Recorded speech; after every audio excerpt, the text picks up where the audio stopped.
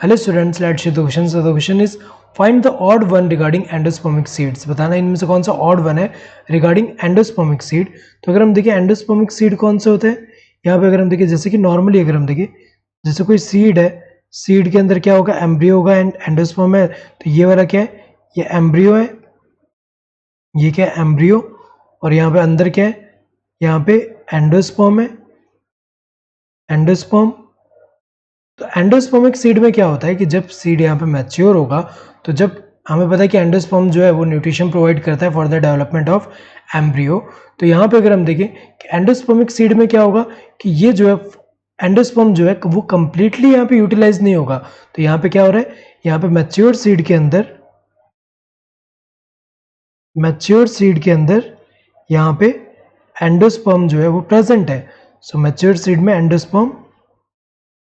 Endosperm present है, क्योंकि यहाँ पे क्या हो रहा है कि कंप्लीटली यहाँ पे यूटिलाइज नहीं हुआ.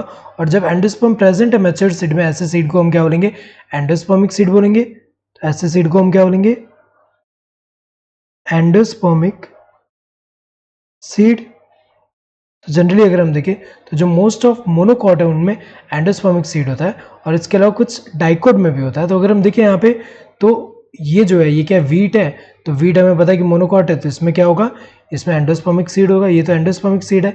राइस भी मोनोकॉट है, ये भी एंडोस्पर्मिक सीड है.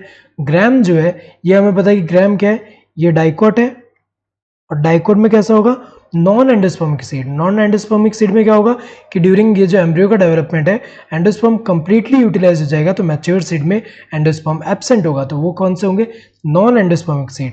तो ये जो ग्राम है ये क्या है, नॉन एंडोस्पर्मिक सीड है, और मेज क्या एंडोस्पर्मिक है. तो इनमें से ऑड वन कौन सा है, this third one. So correct answer would be this third one, that is gram. Hope you understood the question. Thank you and all the best.